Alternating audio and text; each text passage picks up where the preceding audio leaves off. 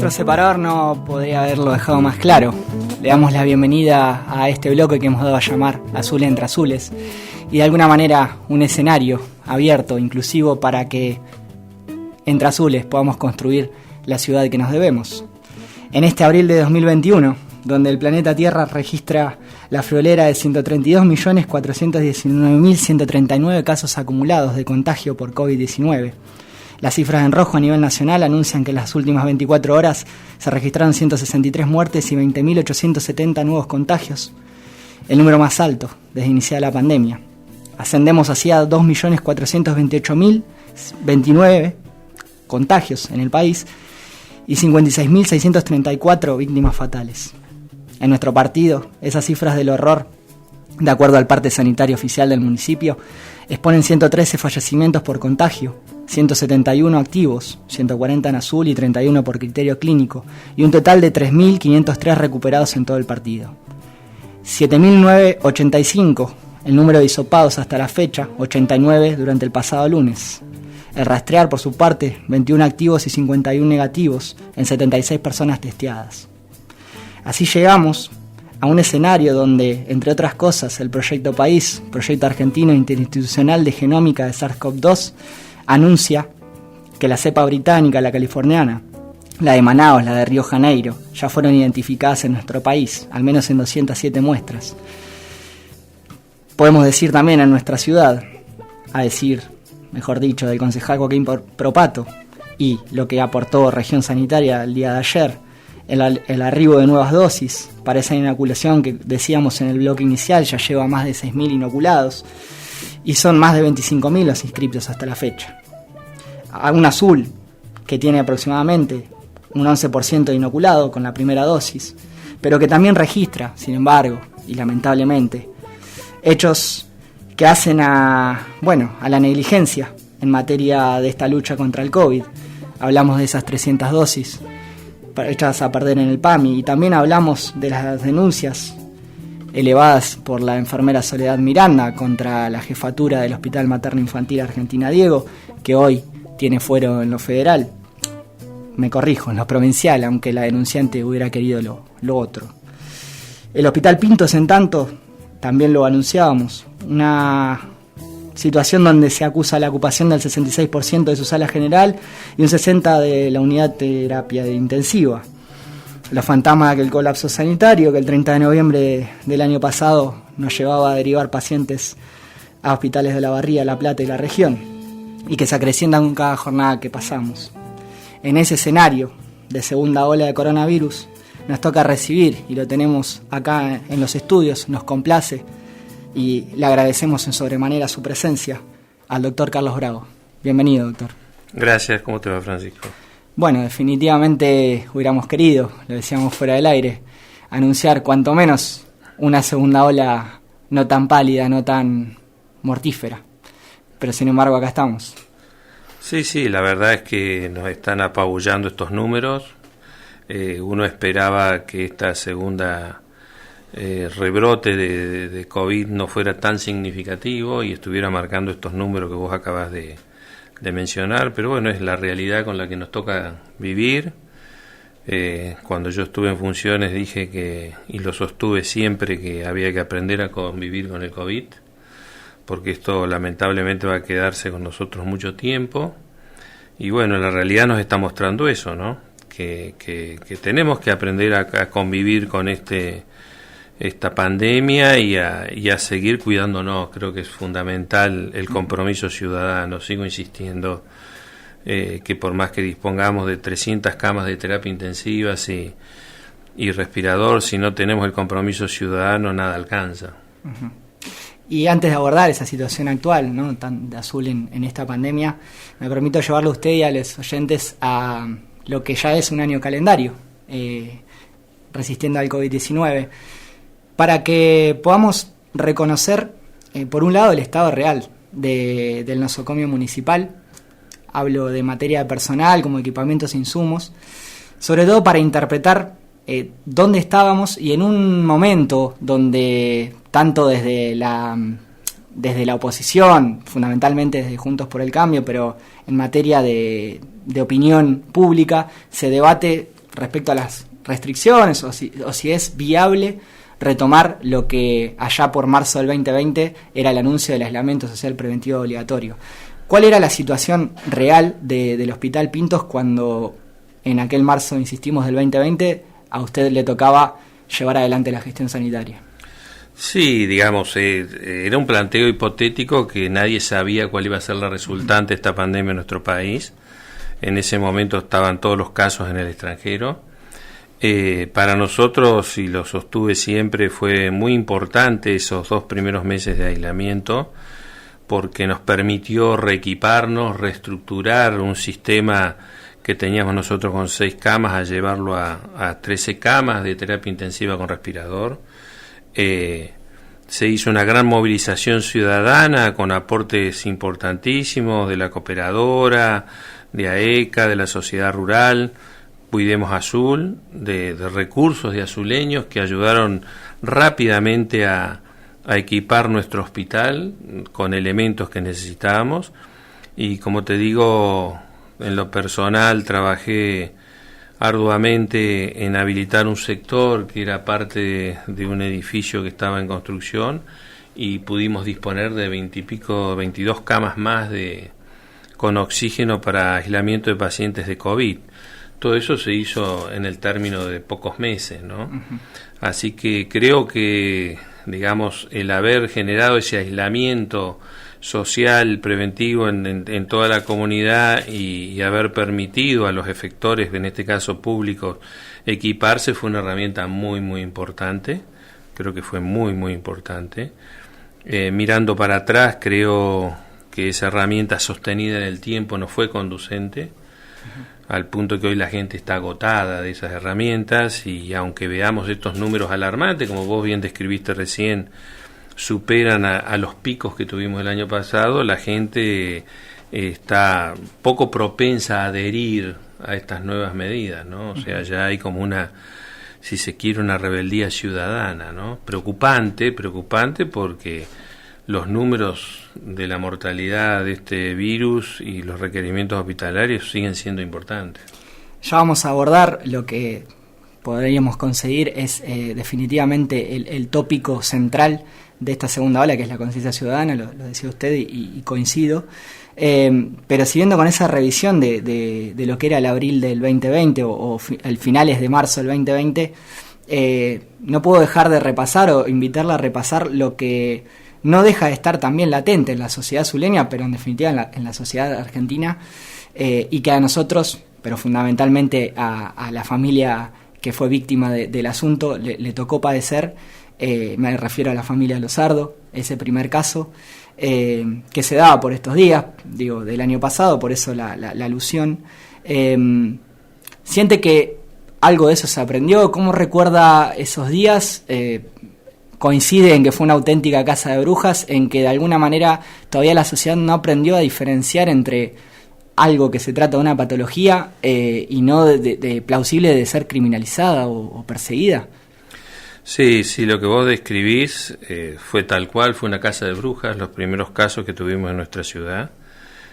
Fue así, a través de las distintas redes se visualizaba una casa de brujas.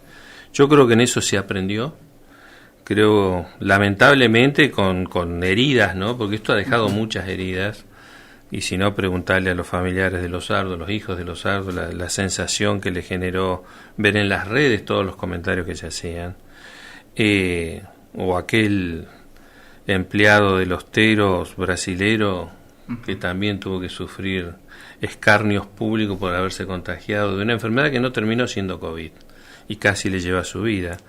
Yo creo que hemos aprendido, creo que ahora estamos teniendo en magnitud que esta es una enfermedad que a cualquiera nos puede tocar, que no elige ni sexo, ni raza, ni condición económica, y que nos puede tocar a cualquiera de nosotros, y creo que eso lleva a que no esté pasando en las redes toda esa historia que vivimos. Para nosotros fue durísima. Yo me acuerdo estar reunido con el secretario de gobierno hasta altas horas de la noche tratando de resolver los primeros casos que sucedían, porque las redes nos acuciaban permanentemente, invocando lo que no se había hecho, el por qué sucedía, el por qué apareció.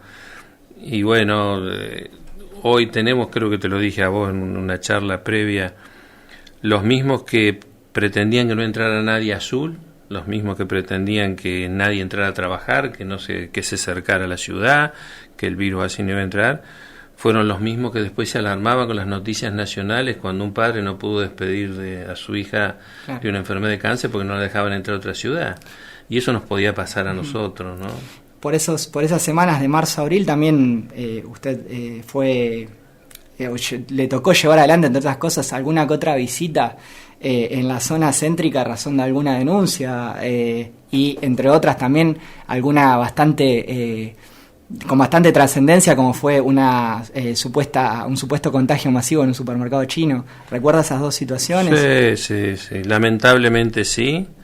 Nos llamaba la policía porque la gente llamaba a la policía no sabía cómo actuar en estas situaciones, obviamente tenía que ir al Hospital Pintos con su ambulancia y sí, se describía la denuncia anónima describía una situación grave, ¿no? Que un supuesto supermercado chino tenía gente tosiendo y contagiados adentro, escondidos en condiciones infrahumanas y bueno, nos tuvimos que apersonar. Recordemos que en esto no teníamos ni experiencia ni habíamos vivido casos de COVID, o sea que para todos nosotros era una curva de aprendizaje en terreno. Los médicos de guardia vistiéndose con todo el equipamiento, que es costoso, que en ese momento había poco, y presentándose en el domicilio, la policía no entraba.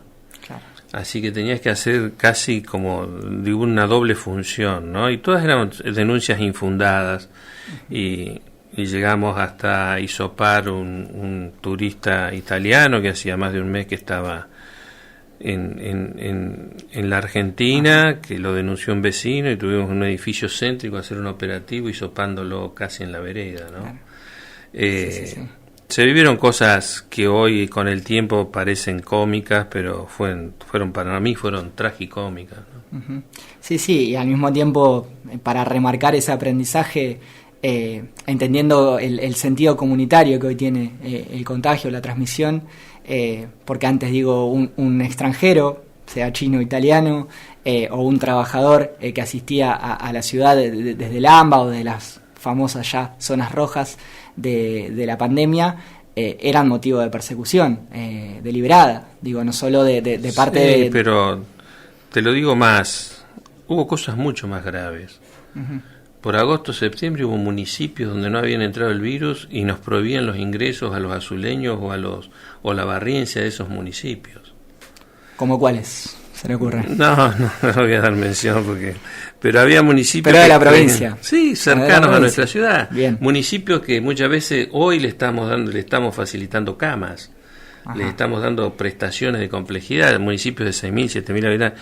Ellos creían que con la barricada y el control del ingreso a los ciudadanos nunca iba a haber COVID. Y cuando empezamos nosotros, o la barría primero por magnitud de población y después nosotros a tener muchos casos, restringieron el ingreso de azuleños y olavarrienses de esa ciudad. Era cómico porque realmente al mes siguiente de estas medidas decretadas por los gobiernos municipales nos estaban pidiendo camas, ¿no? para ayudarlos. Y en eso tengo que resaltar lo que siempre dijo el secretario de Gobierno Alejandro, cuando se discutía que las camas nuestras iban a ser usadas por gente del conurbano. Siempre se planteó desde el municipio que el sistema de salud tenía que ser solidario, que así como nosotros necesitábamos camas de complejidad todo el año derivando pacientes al conurbano, si hacía falta en una situación extrema se iba a tener que cobijar a pacientes del conurbano acá. Y creo que esa visión sanitaria hay que seguirla teniendo, ¿no? Hablando de consensuar visiones sanitarias y antes de despegarnos de ese revisionismo del marzo-abril 2020, es ineludible llevarlo a esa discusión que sigue vigente por parte de concejales opositores, fundamentalmente, que fue la conformación del comité de crisis. Consultarle por qué tuvo los efectos mínimos que llegó a tener, porque no podemos decir que quedó acéfalo, pero sí que no tuvo continuidad. Y cuáles serían las consecuencias, o mejor dicho, los efectos favorables que pudo haber tenido El comité en sí, pero también ese consenso, sobre todo refrescando o remarcando esto que está latente hoy en día con el comunicado de Juntos por el Cambio, frenando las restricciones y demás, y cuán necesario es tener esa unidad entre las fuerzas políticas para no politizar algo que nos enferma a todos por igual, ¿no? Yo creo que te lo dije, creo que politizar esto es el error más grave que se puede cometer, sea del color político que sea. Creo que esto es una pandemia, como dijimos, que está arrasando, y que en esto todos tenemos que tener una única mirada, no una mirada electoral, sino una mirada sanitaria. El comité de crisis funcionó, digamos, o tuvo su acto inaugural, pero después se fue desvirtuando, creo que por la necesidad de la situación que se venía viviendo, por la dinámica de la situación que se venía viviendo, y porque realmente de ese comité de crisis tampoco surgieron propuestas. En lo personal, en la Secretaría de Salud nunca recibí propuestas superadoras a las cosas que estábamos haciendo y que nosotros interpretábamos que eran óptimas. Obviamente en la curva de aprendizaje nos equivocamos todos, y uno desearía, y más cuando es funcionario en un cargo tan importante, que la oposición haga propuestas superadoras. Yo siempre digo lo mismo, todos somos humanos y nos equivocamos, pero me parece que la crítica por la crítica no tiene ningún sustento, que siempre tenemos que hacer propuestas. A mí este comunicado Juntos por el Cambio a mí no me llena en lo personal. Creo que es demasiado abarcativo a situaciones que son hoy muy distintas, la situación de Olavarría con la situación que es de un pueblo en Jujuy o en Salta, ¿no? Exacto. Entonces, aplicar estas generalidades de no queremos que se cierren las cosas, yo creo que tiene que ver de acuerdo a la temperatura de cada localidad, y para eso no hay nada mejor que el intendente, digamos, que es el que puede saber lo que su ciudad o su pueblo necesita, ¿no? Claro. Para cerrar ahora sí ese revisionismo desde el presente, me voy a dirigir al armado del parte sanitario, porque seguimos también encontrándonos con sospechas, con discusiones que tiene el grueso de la sociedad zuleña, también aparejadas o fogueadas por ese grado de cansancio, de fatiga de atravesar un segundo año en pandemia, o de darle cada vez más frivolidad a los números, ¿no? De desentenderse de los que yo mencionaba al comienzo de este bloque. ¿Cómo fue el armado del parte sanitario desde el día cero? ¿Cómo lo ve hoy, con las modificaciones que se hicieran allá por octubre, noviembre del año pasado, incluyendo los contactos estrechos que tanto se solicitaban? ¿Y qué modificaciones o qué implementaciones crees que le haría falta para llegar a su formato más ideal, más verídico, más creíble por parte de la sociedad? Primero, que si me tengo que guiar por lo que la sociedad quería o criticaba, no existe parte sanitario que satisfaga. Nosotros lo empezamos a hacer con los números escuetos que teníamos, porque eran nada más que aislamientos de viajeros, los primeros, y un caso que apareció como a los 30, 40 días, así que eran muy pocos. Un informe sanitario que decía 100% de la verdad, pero bueno, cuando empezaron a aparecer casos, ese número que respondía y era claro, terminó cuestionado, absolutamente cuestionado. Lo tratamos de resolver poniendo al doctor Maraschio en pantalla y explicando, y lo único que hacía era escribir los mismos números en una pantalla, y la gente estaba contenta, pero no se había cambiado en nada. Antes era un parte frío donde decía positivos tanto, contactos aislados tanto, eran 3 o 4 números, ¿no? Y la gente se quejaba, decía que eso. Pusimos una persona, un médico, a explicarlo y escribir lo mismo, y la gente estuvo un poco más contenta. Pero no cambió en nada el número. No. Siempre dijimos la verdad. Yo siempre dije, mientras yo estuve en la Secretaría de Salud nunca se tapó un número, nunca se ocultó nada, porque en este pueblo nos conocemos todos y sabemos que si queremos ocultar es muy, muy difícil. Hubo innumerables situaciones por las redes de empleados del hospital o supuestos empleados del hospital diciendo el hospital está colapsado, no hay más camas. todas situaciones que las tuvimos que sobrellevar sabiendo que eran infundios y mentiras, ¿no? Uh-huh. Yo no sé hoy cuál es el parte que complace a la mayor cantidad de gente. Veo que se cuestiona siempre se cuestiona. Sí ha habido errores, obviamente ha habido errores que se han ido corrigiendo. Quizás ahí haga falta un poco más de gente más profesional dedicada puntualmente a ese tema comunicacional y numérico del parte. Sí, yo entiendo que así puede ser, pero también te tengo que decir que mientras yo estuve en la Secretaría jamás se ocultó un número, todo lo contrario, se dijo la verdad aunque doliera, y muchas veces nos dolió decir la verdad, muchas veces nos dolió. Pero creo, después de ese año durísimo que tocó vivir, es muy difícil dejar a toda la gente conforme. Realmente creo que es muy difícil. Uh-huh. Hablando de conformarse y de ser empáticos, y ahora llegando hacia esa tan mentada conciencia ciudadana, ¿lo era o lo fue desde el comienzo, o lo es elemental y esencialmente? ¿Considera que es una materia pendiente de la sociedad zuleña, la que también ha sido llamada la cuidadanía, digamos, esto de tener empatía por el otro, de entender que ahora, más que nunca, digo, quién no tiene un familiar, quién no tiene un allegado que no haya esté atravesado por el contagio, pero sobre todo en un año como el pasado, donde se dieron circunstancias que ponían en el foco de la discusión, por un lado a la juventud, con el último primer día, con el Día de la Primavera, después a un nivel más social o localizado, como las situaciones que les tocó atravesar al Club de Remo o a otras entidades. Hablaba usted del caso de los teros a nivel laboral. Es decir, que fue atravesando distintos escenarios, distintos tintes. Siente que desde el año pasado hasta ahora es una materia pendiente del amplio grueso de la sociedad, porque acá nos generalizamos. ¿Y cómo lo ve hoy? ¿Cómo ve hoy ese cuidado, esa regla de 3 que ya es parte de cada uno de nosotros, del barbijo, el distanciamiento y el alcohol? Yo leí una definición el año pasado de un infectólogo, de un sociólogo, no me acuerdo. Dijo: la pandemia no es un problema médico, sino es un problema psicosocial serio, ¿no? Ajá. Y yo adhiero a eso. Con esto te quiero decir que el aislamiento tan prolongado del año pasado generó cuestiones psicológicas o psicosociales que quizás hicieron que la juventud se liberara de una forma que no era la adecuada.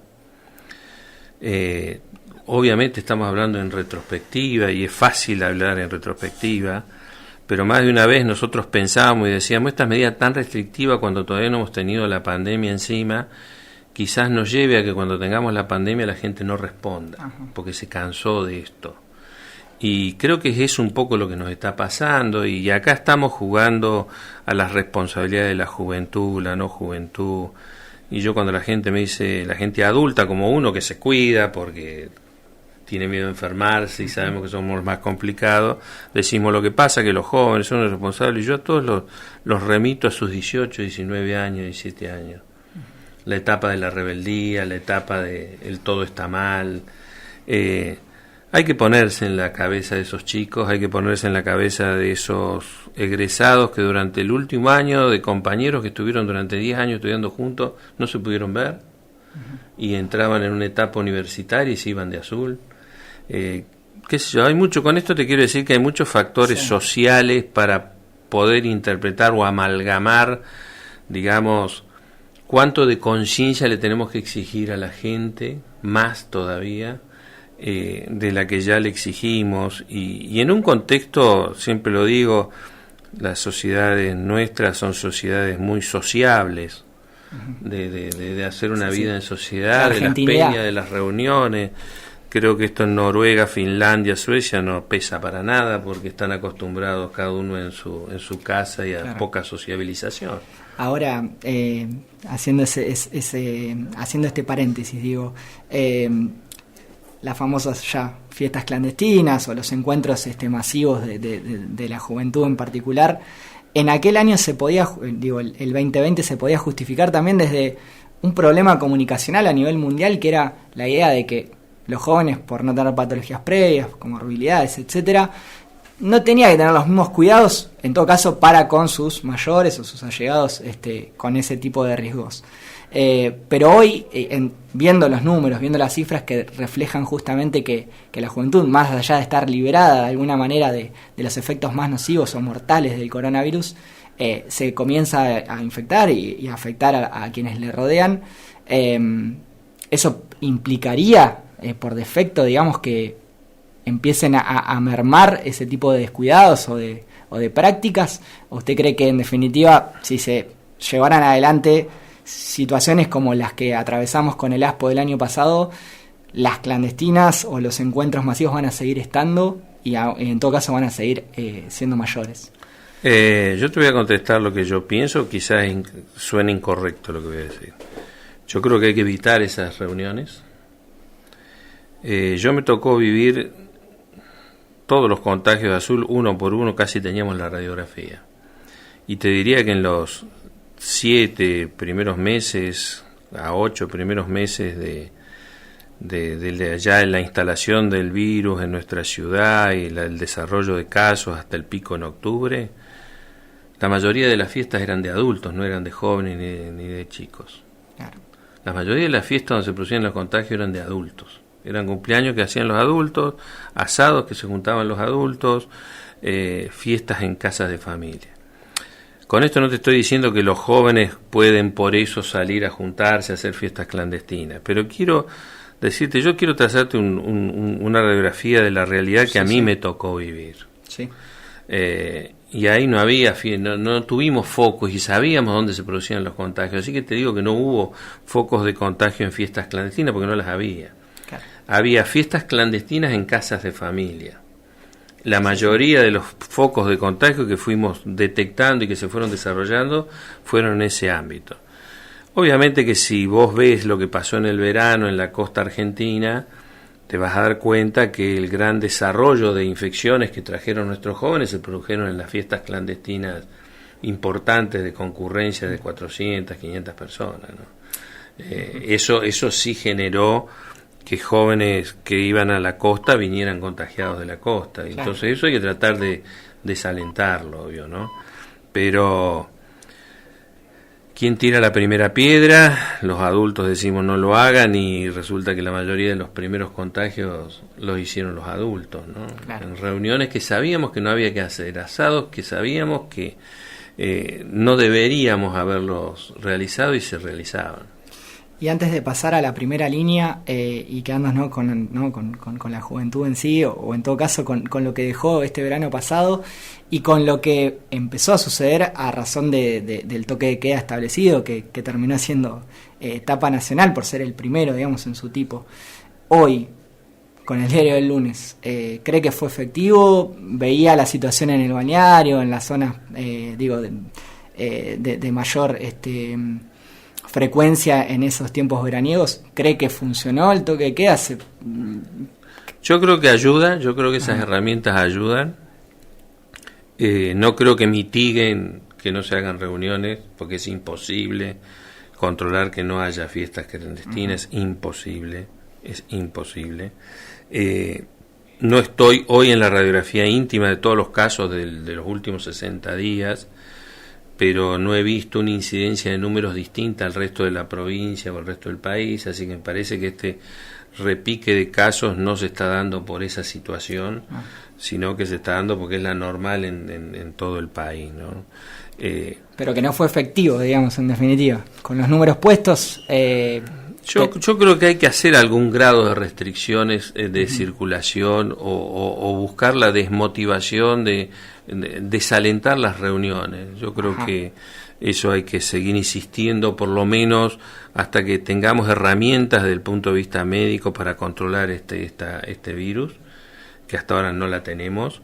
Yo creo que tenemos que seguir manifestando desde lo político restricción y tenemos que acompañar todo. Acá no es ni Cambiemos ni el Frente para la Victoria, acá me parece que todos tenemos que trazar una sola línea. Si estamos diciendo todo el día que lo que nos importa es la salud de la gente, no puede ser que tengamos tantas diferencias entre si cerramos o no cerramos, si restringimos o no restringimos. Yo sostengo que como te dije recién, que es un problema psicosocial, entonces no es solo el bicho y la enfermedad, sino cuestiones económicas, y si no, preguntémosles a todos aquellos que se fundieron el año pasado, qué opinan este año de las restricciones. Y hay que ponerse en el cuero o en el pellejo de esa persona que tenía un negocio para vivir y sostener una familia, y hoy ya no lo tiene, ¿no? Sí, es inadmisible mantener quieta la economía, lo sabe el mundo, la Argentina mucho más, así que en eso podemos estar de acuerdo. Ahora sí, lo llevo a esa primera línea y lo llevo con quizás la frase más icónica que le tocó dejar, y quizás nunca quisiera haber dicho por el revuelo que terminó teniendo, ¿no? Pero cuando usted expresaba ya por noviembre, todos los médicos tienen puesta la camiseta del hospital, ¿de dónde brotó esa frase? No, yo lo que dije es que todos los médicos tenían que tener puesta la camiseta del hospital, y siempre sostuve de que el profesional que se formó en la medicina, primero que no tenía que tener miedo al COVID, y es como un bombero que va a tapar un incendio, no podés, este incendio me supera, no voy a apagarlo. Me parece que el que tiene entraña de buen profesional tiene que estar a disposición de un sistema público de salud, que es el único que tenemos para atender el COVID.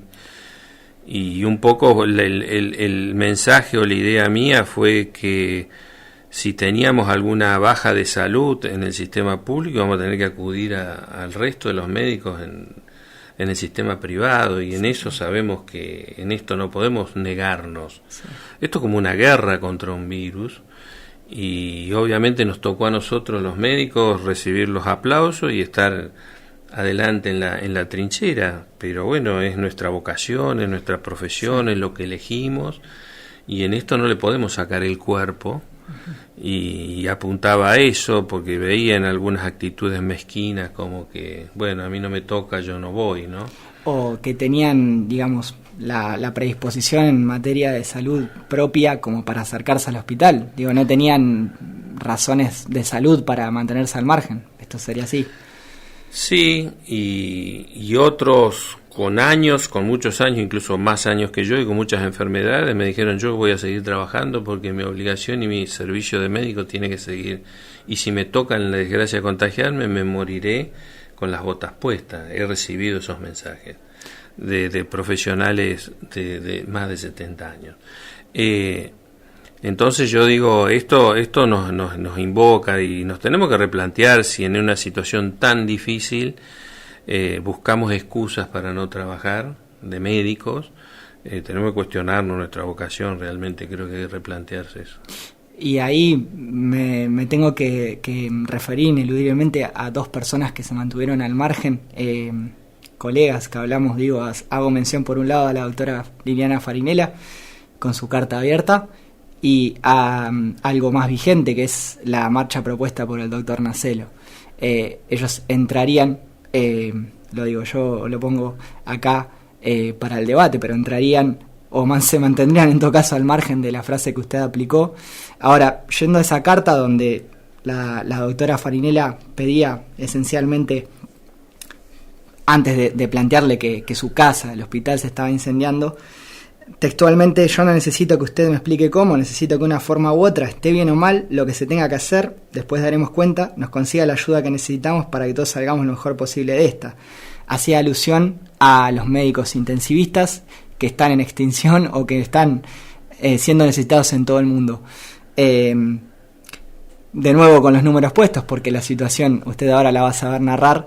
Llegaron los médicos, pero ¿qué médicos llegaron? Yo la llamé a la doctora Liliana Farinella. Primero me sorprendió el tenor de la carta, porque demostraba claramente un desconocimiento total de todo lo que se venía haciendo por conseguir médicos terapistas. Desde que yo asumí, pero no es para ponérmelo yo como mérito, sino los directores del hospital, en ese momento Claudia y Martín, sabiendo el déficit que tenían médicos terapistas, se pusieron ellos denodadamente a buscar médicos terapistas. O sea, del día 1, antes de que llegara o antes de que supiéramos la palabra pandemia, ya estábamos trabajando buscando médicos terapistas, porque es un número muy deficitario. Por eso me dolió mucho el tenor de la carta de Liliana, por eso la llamé cuando recibí la carta, le dije que era absolutamente injusta, que estaba subestimando todo lo que estábamos haciendo, y que si ella quería tener información de todo lo que habíamos hecho, que se dirigiera a la dirección del hospital y se enterara. Y bueno, esa carta generó mucho ruido, me generó a mí un desgaste, obviamente parecía que yo estaba sentado en una oficina mirando el techo y viendo la situación pasar, y la doctora Liliana Farinera me iba a describir la realidad de lo que sucedía. Y después sucedió algo lamentable, que las gestiones consiguieron médicos, y la misma doctora Farinella me llamó para decir que denunciara que los médicos no estaban capacitados para hacer terapia intensiva. Es decir, que, o sea, que no eran médicos terapistas los que habían traído a Azul, y de hecho sucedió que no eran médicos terapistas los que venían a Azul. Conseguidos, digo, a nivel sí, provincial. gestionados a nivel, creo que lo gestionó Sombra desde el PAMI, a través de los médicos itinerantes, que era una entidad que se había armado a nivel nacional para, solucionar crisis en sistemas de salud en distintos lugares del país. Ese fue el objetivo, creo que es un muy buen objetivo, muy buen objetivo, pero acá terminó siendo una situación realmente muy irregular, con gente que no estaba formada, gente que no estaba capacitada, dos médicos que vinieron, estuvieron en una conferencia de prensa y después nunca ejercieron el cargo en la terapia del sanatorio, porque en ese momento era la terapia del sanatorio, y hoy sigue siendo deficitaria. La necesidad de médicos terapistas es una gran necesidad en Azul. Claro. Y se han incorporado algunos médicos, estaban viniendo unas médicas de Olavarría, que consiguió la doctora Cirote, con gestiones que se hizo, un médico que venía de Saladillo, pero sigue siendo muy complicado el obtener médicos terapistas. Y más compleja la situación cuando el aporte de los privados, digamos, el aporte del sanatorio termina teniendo también, bueno, una ausencia forzada, también a razón de contagios y demás. ¿Eso fue en gran medida también lo que agudizó o aceleró el colapso del Hospital Pintos? Para mí fue esas 2 semanas de cierre del sanatorio fue terrible, porque estábamos con el pico de ascensos en contagios, estábamos en el momento más álgido de los contagios, y el sanatorio anuncia el cierre de las instalaciones por los contagios intrainstitucional. Para mí fue terrible, porque dije, nos colapsa el hospital no va a dar abasto, y el hospital en esos primeros días respondió bien, y después, cuando llegó un momento que se ocuparon casi el 100% de las camas, hubo tres derivaciones en todo el año pasado, solo 3 derivaciones de pacientes, que uno se derivó a Olavarría, otro se derivó a La Plata y creo que otro a Buenos Aires. Esas fueron las únicas derivaciones desde Azul de pacientes con enfermedad de COVID que tuvieron que ser derivados. Pero no fue en ese momento del pico de contagios y de cierre del sanatorio, eso el hospital público lo soportó.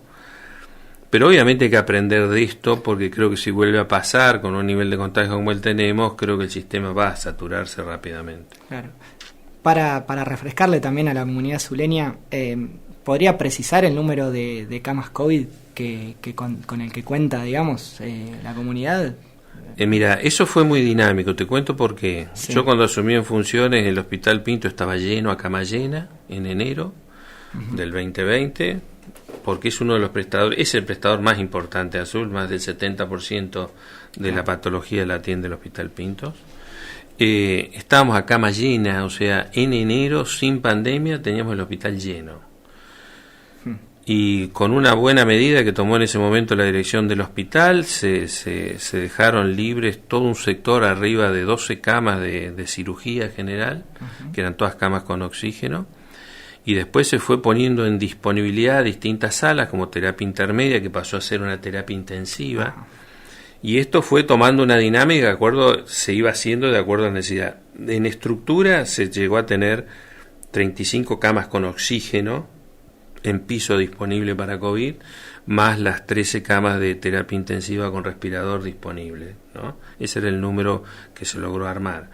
Pero llegada una contingencia mayor, había disponibilidad de otras camas con oxígeno para resolver ese problema. Hicimos un convenio con el Sanatorio Azul para derivar patologías no COVID en caso de requerir camas, e hicimos un convenio extremo con el Hospital de Niños para que nos recibiera pacientes adultos en caso de necesitar camas con oxígeno. Claro. No se llegó a usar nunca porque no se llegó a ese punto, ¿no? Claro.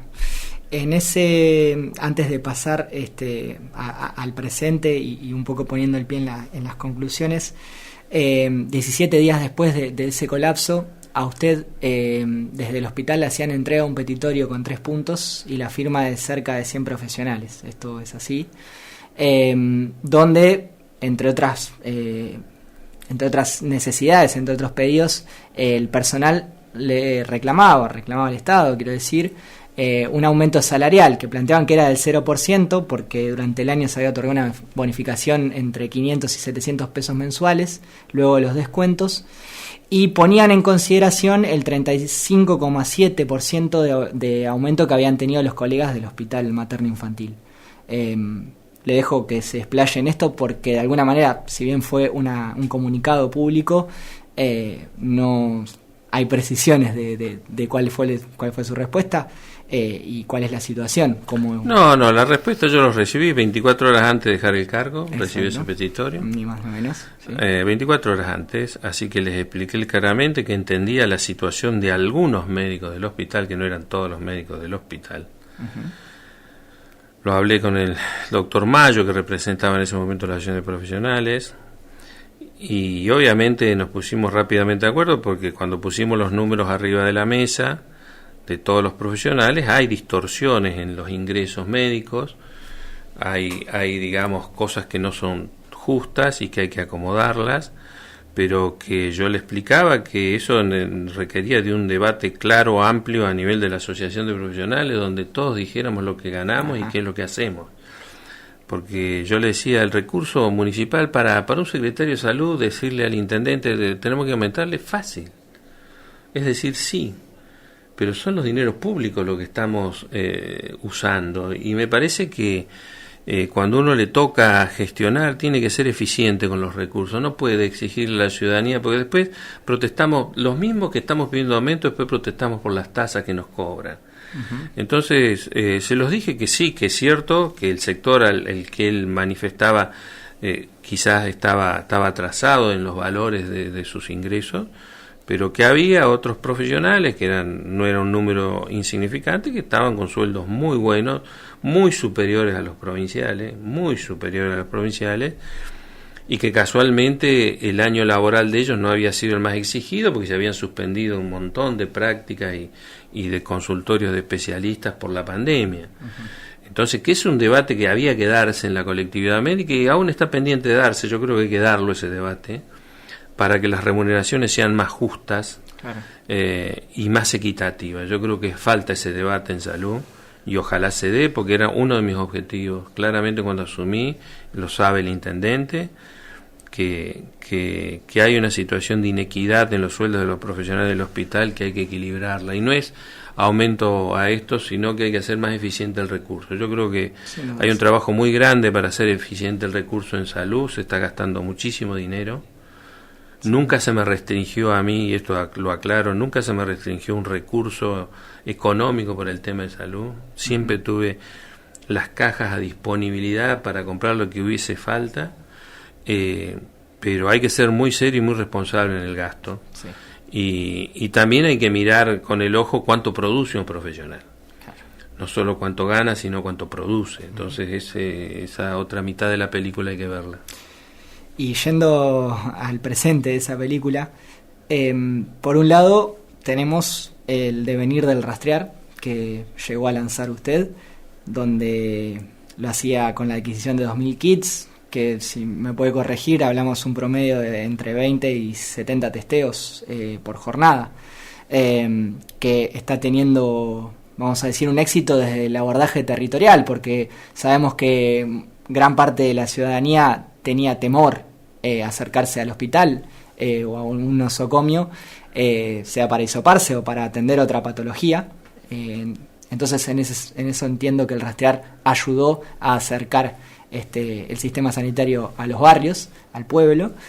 Y junto al rastrear tenemos la campaña de vacunación masiva, que acá llamamos Vacunate Azul, y que responde a región sanitaria o al ala provincial. ¿Cómo ve el progreso del rastrear y cómo ve algo que también le tocó asistir desde su implementación o desde ver de cerca el arribo, que es esta campaña de vacunación masiva, que tiene 4 sedes de momento, pero entiendo que usted hubiera deseado que se pudieran sumar escuelas y demás? ¿Cómo ve el rastrear y cómo ve la campaña de vacunación masiva? El rastrear creo que fue una herramienta que no fuimos los pioneros que lo hicimos, esto ya venía en herramientas. Para mí fue una herramienta muy importante, generó una descompresión del trabajo en el hospital que hacía falta, y como vos bien dijiste y aclaraste, acercó a la ciudadanía los rastrear y permitió, digamos, ir más al territorio, que esa fue la idea. Nosotros, la idea inicial de rastrear era hacerlo en escuelas y distribuirla en distintos barrios de los sectores de la ciudad, para que la gente no se tenga que desplazar. No pudimos, por un problema en la DIEGEM, no pudimos disponer de las escuelas, entonces lo tuvimos que hacer en como se está haciendo.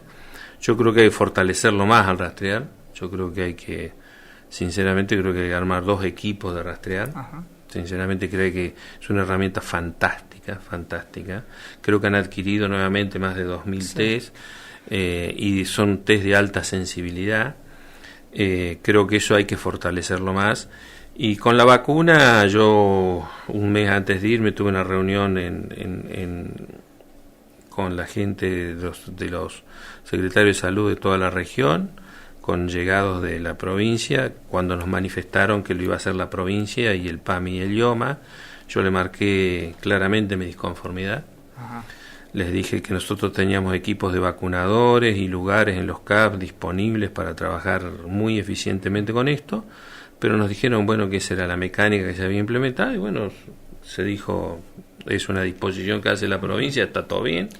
Y bueno, y fueron apareciendo dificultades que yo creo que es por inexperiencia, como esto de las vacunas, claro, y todo esto, sí. Que obviamente no le han hecho bien a la imagen pública de la administración del sistema, ¿no? Porque la gente protesta por esas vacunas, sí, que quedaron afuera, y bueno, creo que ahí es cuando yo te dije que tenemos que profesionalizar esto, es porque me parece que las herramientas de salud que tenemos funcionando en estas ciudades como Azul o La Barría, con vacunatorios ya con amplísima experiencia, sí, vos no podés armar un vacunatorio. En esto lo digo y lo sigo sosteniendo, sea el gobierno que sea, no podés armar un vacunatorio paralelo.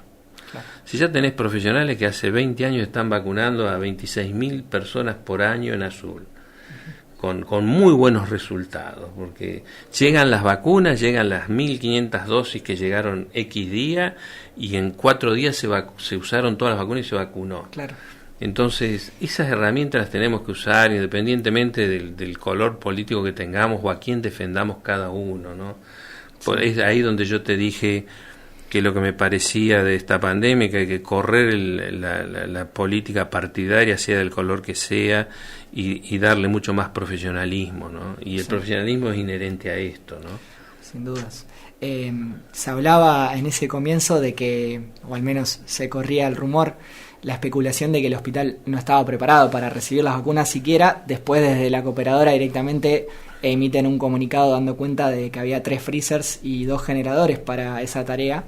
Y le sumo eso a la pregunta de si efectivamente está en condiciones. Sí, siempre estuvo en condiciones. Sí, siempre estuvo en condiciones. Es más, nosotros, temiendo el colapso del sistema eléctrico, disponíamos de un generador alternativo que, si se ponía en funcionamiento, todas las camas nuevas que se ponían en funcionamiento y andaban los 12 respiradores, corría el peligro del equipo no ser suficiente.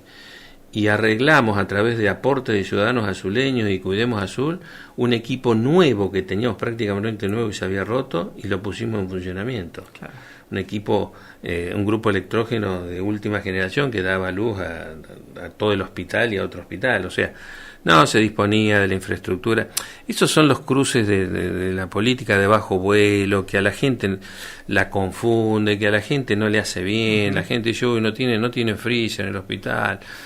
No tienen grupo electrógeno. Nosotros, cuando nos dijeron las directivas cuáles eran, teníamos claramente que y se los manifestamos que teníamos la disposición de eso, y pasó en Olavarría también.